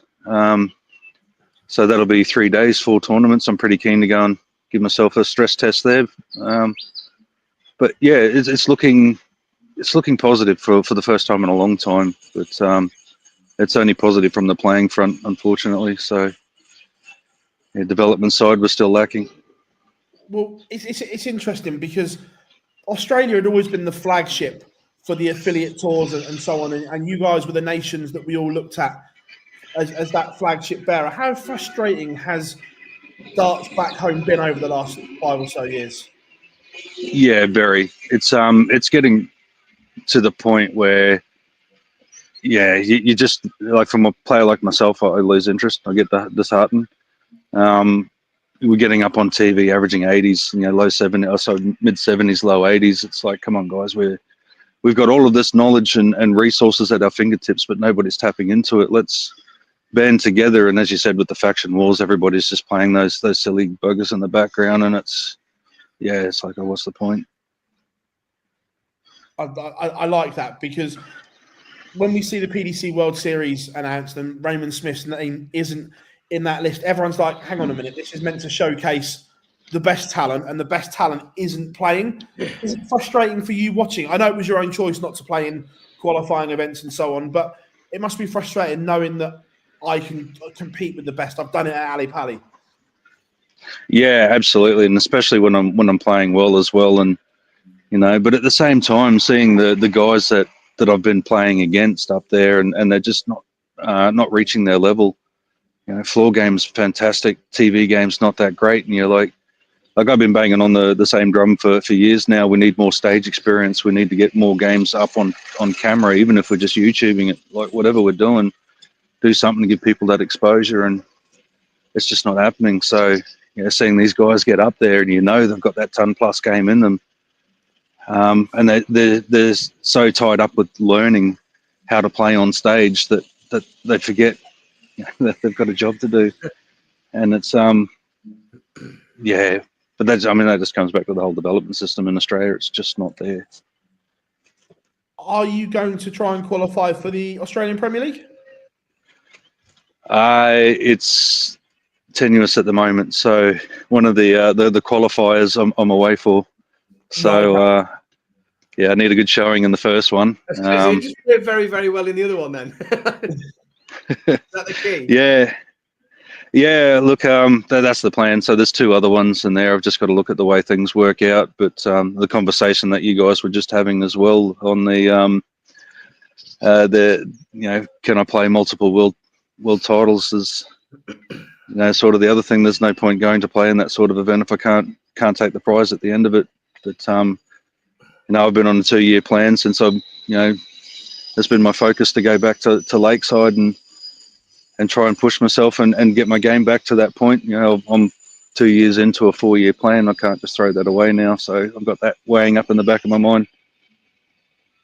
That's an interesting one, Dan, because we're looking at it. So and I'm playing devil's advocate here, going to Lakeside is obviously something that you just said, but if you were to qualify and win the Australian Premier League and take that Ali Pali spot, which one would you pick? Lakeside. I've already committed to it.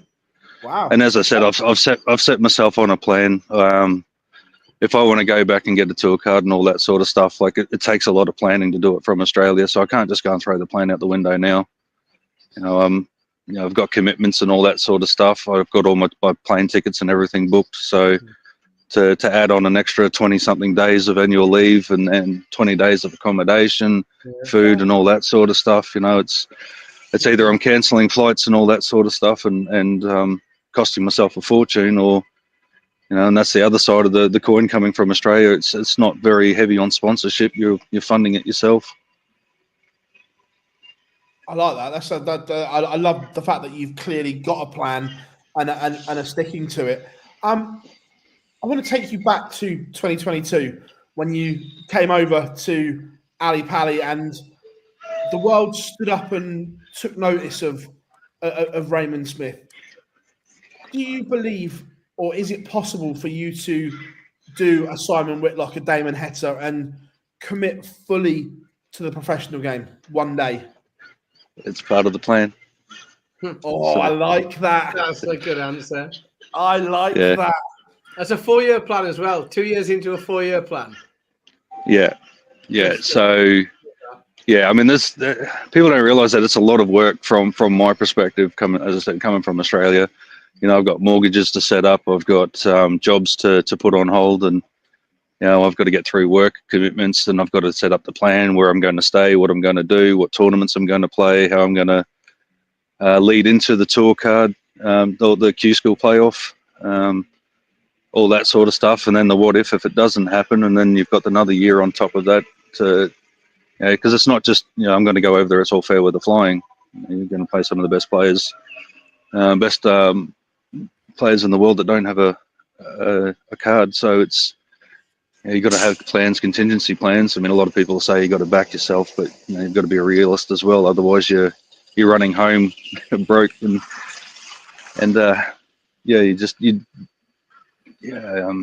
it's very, very easy to derail yourself and then have to try and come up with an alternative. So, yeah, I've got to fund at least 2 years over there. Well, we know somewhere on the South Coast that is available. There's always a spare room at Mr. Whitlock's for all you Oceanic guys that seem to come over. He seems to take them all in, and there's room at the inn almost. Yeah, look, and it's pretty tidy to get to Modus as well, so... Yeah, but it's the thing. Like, I'd be over there with my wife, and Kai would probably come too. So, you know, I don't want to impose on anyone. No, I get that. And you spoke of Kai there. How is his game, and how is this little in Smith rivalry developing? Yeah, it's going okay. He's just at that age at the moment where he's starting to butt his head against the 80 barrier. So, you know, he's trying to work through and get through it, but I mean, the 80 barrier is more mental than it is physical. You can practice as much as you want. It's just trying to find that next step mentally. So he's butting his head against that at the moment, but he's starting to push through it. He had a win on the weekend at the at a local open, so yeah, his game's coming well. I like that. Cool. We know you're a darts fan anyway. What's your take on the current professional game? It's not in a good place. It's not. There's no protections, there's no systems, there's no development as such. Like, I've had a look through all the JDC stuff. The development cycle's it's not sufficient. There's no support. It's all player based, much the same as it is here in Australia. If you want to be good at the game, you've got to do it yourself. So look, at the end of the day, professional darts is more of a business than a system and a cycle. Suffice to say, look, if we were to put it to the AOC or the Olympic Committee and say we want darts in the game, they'd run through everything from our administrative to our development to everything, and would never get certified. Dan, you work with obviously children in your job and stuff like that, and processes. So this is obviously something that you can see as well in the sport as well as Raymond. Yeah, and I completely agree in terms of the reasons for it. Is that, you know, when you have something that is a sport, or you have a governing body, that governing body is discharged with a big list of responsibilities. And yes, whilst it's managing the game at the top level, but like if you take football, for example, the FA, all of these tiny little football teams that exist around the country for, under 11s playing five-a-side and things like that, all of the systems and processes they have to have in place. The coaches have to qualify as coaches under a system that's governed by the governing body. And that governing body has to legally, within its organisation, act with the best intentions of the sport itself. It's not there as a commercial entity or to make money. Unfortunately, in darts, both around the globe with the PDC and then locally within different, smaller areas, whether it be South America, Asia, wherever, it's ran commercially as well. And then you are always going to find, so then what you rely on is the goodwill of good people. And there's lots and lots of very good people around with lots and lots of goodwill. But you sometimes find that the people with loads of goodwill that are willing aren't necessarily the most capable. They're not, there might be people really, really desperate to run a brilliant youth system and development system, but they're not particularly talented at it. They're just the people who are willing to do so. It's a real challenge for a sport like darts to be able to have that huge infrastructure under it without a governing body that's tasked to operate with the sport's best interest at hand. Yeah. And unfortunately, from our side, there's no investment from here it's the Australian Institute of Sport. If you wanted to put together a training program and all that, it has to go to them. They just do the tick and flick. It's done. This is your coaching guide. From my perspective, I've read some of the coaching manuals for juniors that have come out over the years, and they're rubbish. They're absolutely rubbish. You have to stand a certain way. You have to do things like they don't work with the body's natural movements and all. So I've read hundreds of books on biomechanics and psychology, sports psychology. I've spoken to sports scientists and all that sort of stuff, and I'm trying to prove theories and all that sort of jazz. And then you go and talk to these people about it, and they don't want to listen because their way's the best way. And it's okay, go for it. So you're fighting that battle as well, where you're going to lose to the court of public opinion. Because they don't. It's just, look, I understand that it's very complex, especially with darts. People don't understand how difficult it is, but darts is such a phenomenal sport for helping people understand other sports. Like, I'm helping guys with dartitis, and he's talking about the same process of golfers with the yips and all that sort of stuff. So you can go and figure that out as well. And some of these guys are willing to pay through the nose for it, so it is profitable if you do it right. But in the end of the day, you do all the work, and as you said, you got either good people trying to do the right thing without much knowledge, or you got the guys that got a lot of knowledge, and they just get screamed down, and in the end, nobody wins. That's it. It's also challenging as well, is because commercially, it doesn't make any sense to really put too much funding into that, because it's commercially what lots of people want is they want sort of short-term reward, so they want to put an event on, sell loads of tickets, have the money in their hand. It's very difficult to convince people that it's a good idea in the long term for them to invest money, because again, the most talented people, the best people, their time is very valuable because they're busy doing lots and lots of very good things. So for you to then get them to commit to doing something, you've got to find a way. Again, otherwise you are just relying on the goodwill of good people. But sometimes what you need is that really talented person, and that's going to cost you. But it's just so difficult to find people to put their hands in their pockets and really, push things forward, because it makes no commercial sense to do so in the short term. Yeah, and that's the disappointing thing about it, I suppose. When I played cricket, we were in development systems. If you showed any promise or what have you, you had people that were pouring through school books and results, and then they'd find you and they'd come and get you and take you to a cricket camp. And then you develop through there, and then you go and play for your regional side, and then you get all this coaching and all that sort of stuff. Like, think when I was playing in the regional sides, I had running coaches and bowling coaches, strength and fitness coaches, and all this sort of jazz. And in the end, it was more, okay, then you didn't work out, unlucky. But now go and train the next person. Find that next talent, develop and unearth them. But at the same time, I still go and buy a ticket to go and watch the cricket. So I'm the guy that's in the crowd, and I'm a little bit more knowledgeable about it. I'm not yelling, screaming, whistling, carrying on like an absolute twat in the crowd or anything like that. So you're creating a better system overall, from better viewers to more respectful people to the knowledge that you're flooding out to the lower areas or the ones that are normally untouched. So that way, when you do find a talented player, he gets into the development system early. Obviously, the Luke Littler effect in the UK is like nothing we've ever seen. There's kids, like you say, playing darts all over the place. What's the youth setup like in Australia, and has Luke had an effect down under yet?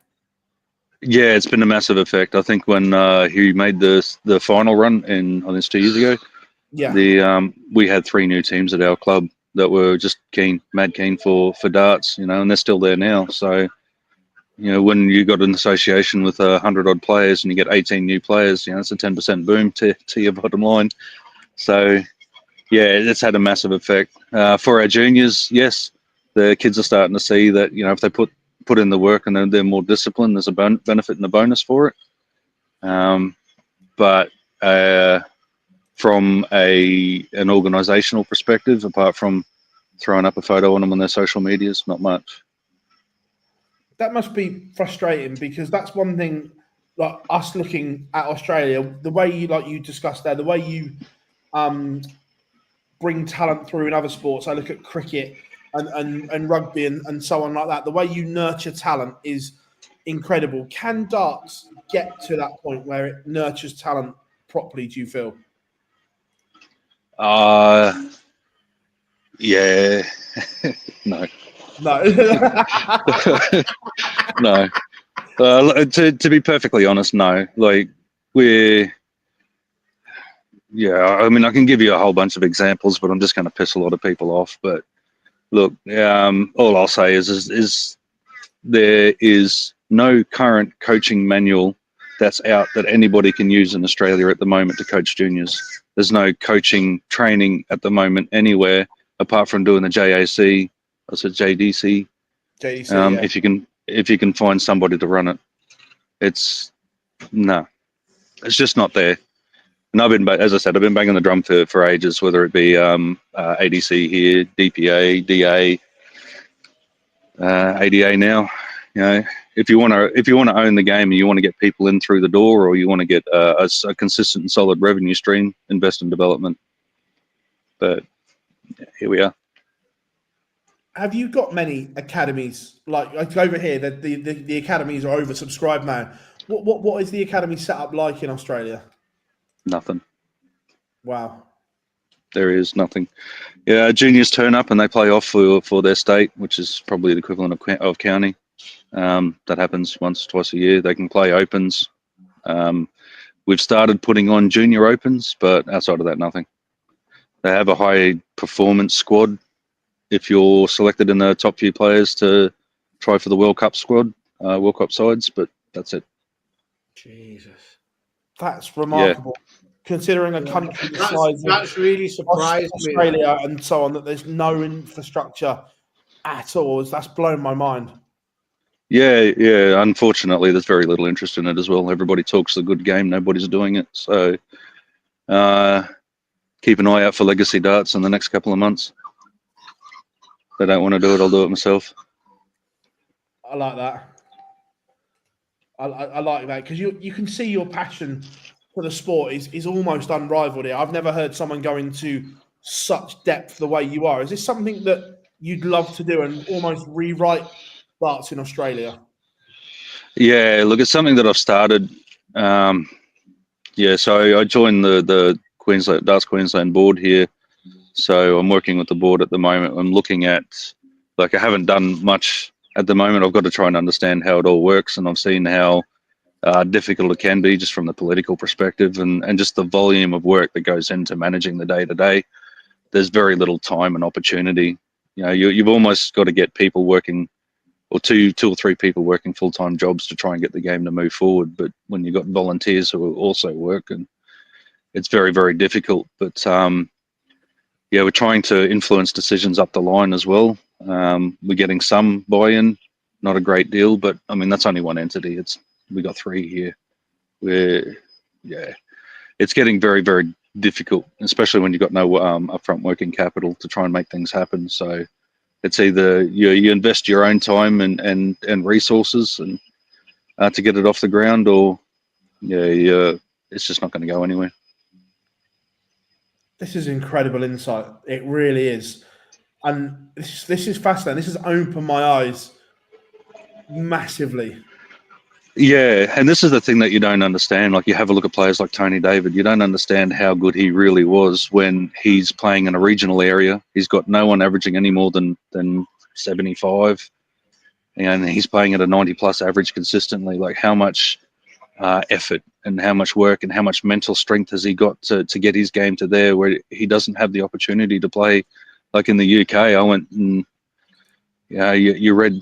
Also, when I stayed in Portsmouth, there was like 5 tournaments in the 2-week period that I was there that were around, paying for £500 a night, and you had players throwing 90 averages everywhere.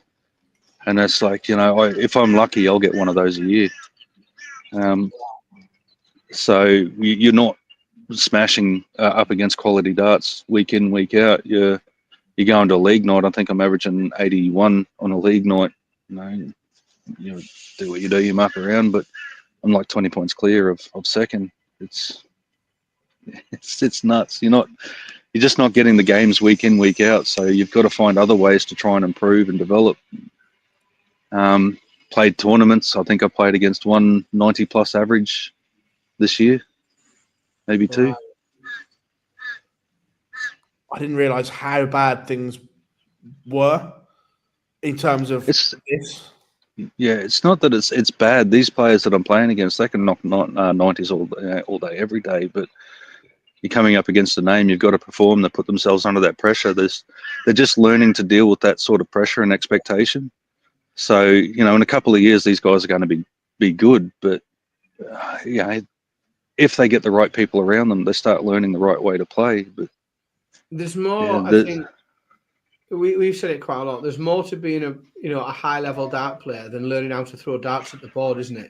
There's a lot more to learn, and there's a lot more to develop in upstairs and everywhere. In terms of breaking through that barrier of being capable to stand in your kitchen and average 100 when you throw darts at your board, to be able to then go out and compete with other people and become comfortable in that environment. It's a big step, and it only happens, I think, by doing, doesn't it? You can only develop that by consistent exposure to it, can't you? Yeah, look, the only way you're going to get a reliable sharp edge on the sword is to keep chucking it in the fire. So that's why I keep saying to the guys, don't get disheartened, keep coming. But it's just we play several tournaments a year. Like heaps. We've got 13 opens in Queensland alone, without going to the other 6 states. So, the calendar's a chock-a-block, and then you've got to pick which events you're going to play. And then you turn up to those events, and then you've got to hope you're drawn against somebody that's, at that level, or you can sustain your form long enough to play them. And,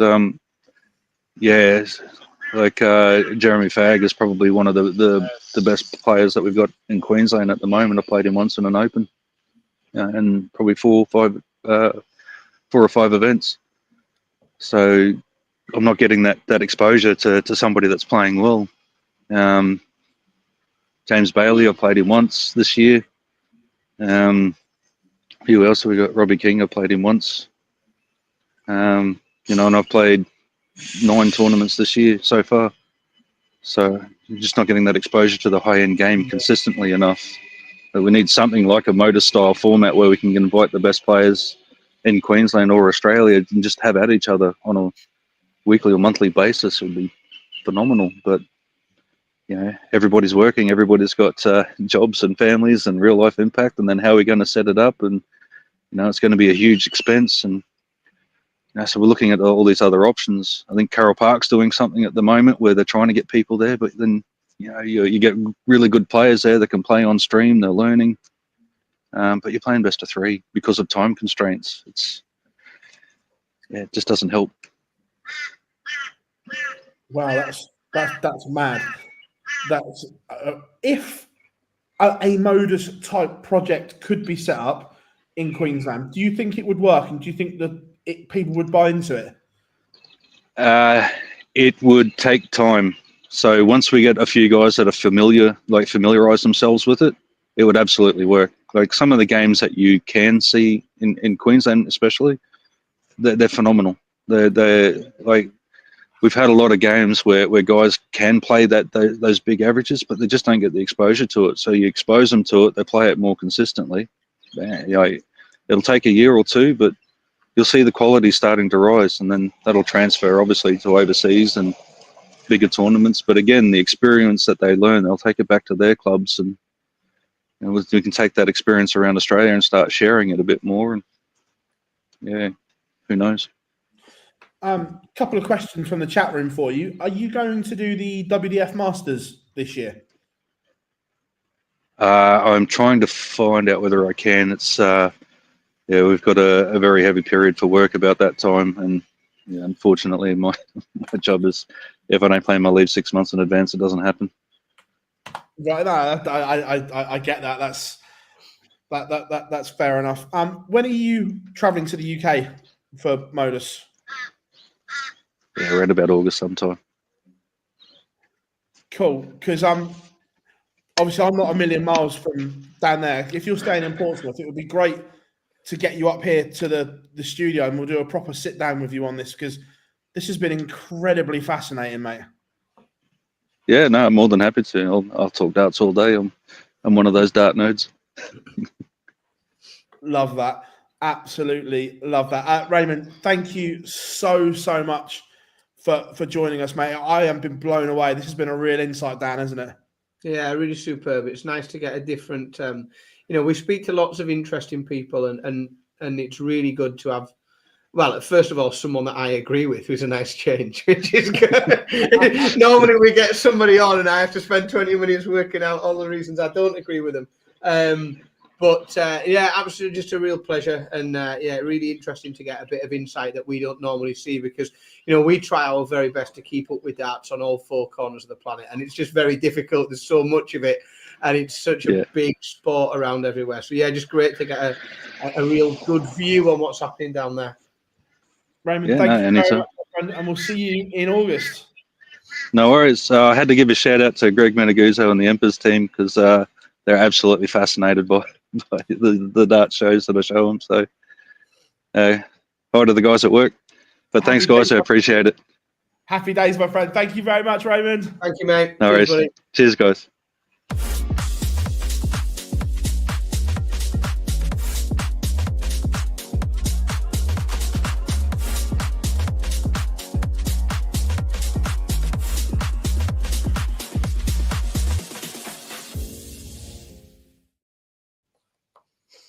That was fucking incredible. What a thoroughly decent chap. I absolutely loved that. He's a good lad, isn't he? Like, he speaks with an honesty.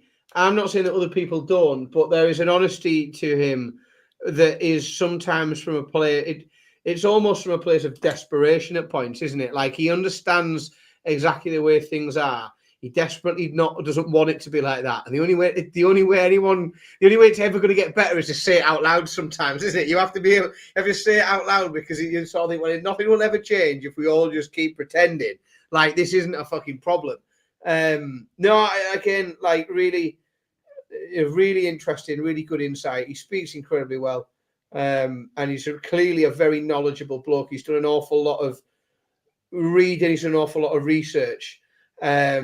And it really does demonstrate like a genuine love. Like he said, there is a darts geek, and you know, you have to be a darts geek to start studying the biomechanics of a throw. You just do, like, because normal people who just enjoy going to the darts, going to a Premier League night, they're not researching biomechanics in people's elbows. Like, they're just not.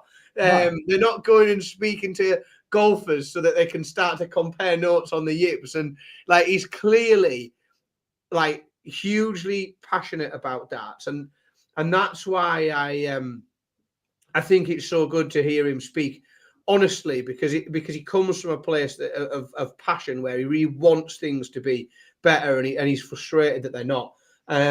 Very, very good to hear. He's got a plan. Very good to hear that it's like he's thought out the reasons for that plan. Exciting to see that plan involves him at some point trying to pick up a tour card, which is great news. We did a good job on that invite, mate. Well done on that. Well done on filling the interview slot this week. Yeah. Also, over the weekend, there was some big news for darts in general. The birthday honours lists came out. Luke and Luke receiving MBEs and Dieter receiving an OBE. In terms of the exposure for the sport, I can't complain. I've got a little gripe. Is it the same as my gripe, which is purely and simply that I thought I'd have been due before them two? Clearly, yeah. Why wasn't I? How much public service has one got to put in before it's my turn? It's fabulous that Luke and Dieter have been recognised. My gripe is the fact that we have other legends of the sport, like Dennis Priestley, that seem to have been massively, massively overlooked. No, so I think I can probably like tell you a bit. I can tell you why that's happened, right? I can tell you why that is the case, and really what it is it's because everybody, and this is what people really need to understand about the process, right? Everybody needs to understand how the system works. And when you understand how the system works, it will make sense how huge names can be missed and others get spotted, and we know that person deserves one, but that person does, and somehow thinking that because that person got one, it makes them more deserving than someone else. And that really, really isn't the case. So first of all, each of the specific honours, whether that's the British Empire Medal or an OBE, MBE, CBE, knighthood, etc., they all have a sort of they all have something like a category to which you must have done something. So you need to, for an MBE, for example, you can receive an MBE for like outstanding personal achievement, which is why you tend to see people that win Olympic gold medals, things like that, they'll get an MBE because that's what it is. They haven't really changed the world. They've not given up 20 years of their life to work for free for a charity. And, that's an outstanding personal achievement. When you start to get things like OBEs and CBEs, what you are looking at the threshold again, and this is the key, when they assess an application or a recommendation, this is what they're looking at. So you're looking, when you get like OBE and CBE, is you're looking at somebody who's done something to contribute towards progression or change at like a regional or a national level. So you're looking at someone like, if you were somebody in my field of like day job, you'd be looking at somebody who'd like influenced national policy, worked across a number of regions and executed a lot of big progression like that. Then you would get, you could be considered for, say, like a CBE or something like that. So it's not a case of like, well, why did the Lukes get an MBE and not a CBE or things like that? It's because of the categories for the work that they've been able to fit into. Beyond that, in terms of why has that person got one and that person hasn't, is a lot of people don't understand. A lot of people think that there's some people sat in a room like thinking, who do we give one to? Shall we give it to them? Well, that Luke Littler lad's getting a lot of talk, isn't he? Like, maybe he should get one, or like that. What it is, you damn right I've researched it, because I honestly, one of these days they'll sort me out. So somebody has to nominate you, and it's a fucking document. Believe me, it's like that. So somebody has to put and so what they're actually doing, they're not looking out into the ether and saying, like, who are these people? Darts is getting big, innit? Let's look at some legends of darts to give awards to. Somebody for Dieter and for Luke has filled in a very, very lengthy document with a great deal of detail to explain how those individuals have met the threshold, whether that's like progression, things nationally, internationally. So Paul's just mentioned there, like what was like what the application, if you like, what the nomination for was for Dieter. And then somebody at the other end, like, reviews all of the ones that come in and decides whether that application is going to be accepted or not. So it's not there isn't a bloke in a room saying we best give them a medal. It's like, you could nominate me, I could nominate you for services to the Live Lounge, and someone at the other end could say these lads are taking the piss. Like, you're not having that. You're not allowed to do it. But it's, in short, if someone's, why hasn't Dennis Priestley got one? Well, my immediately response would be, well, who nominated him and when? No one's nominated him, yeah. And then is it, well, who nominated him and when? What was it for? Well, it's because he won a world championship. How long ago was that? Why is he not in bed? I was about to say, your boy. You in the chat room. Get to bed. This show finishes in a minute. If I catch you not in bed, there's trouble. I need to stop swearing now. But that, in short, so that's sort of the process, and like that, I would, and then what happens is, so people like Dennis, if someone will say, well, what did he do? Well, he won a world championship. When did he do that? Oh, he did it this many years ago. And then he said, well, is there a relevance to that? What is that relevance? And, the organisations do it for people. Like, let's be honest, I think, Andy Murray's knighthood, I think the form was filled in. And again, the people who nominate you can add some extra weight to the application. If the Lawn Tennis Association nominates a tennis player, it carries an awful lot more weight than a nomination, say, coming from like your mate who you drink with in the pub. So like, that's one of the things that they look at is who, and then you can have people like countersign your application. So there might be someone gets nominated, but then the CEOs of 5 different organizations all sign off on it to say, yeah, we agree, this would be the right thing to do.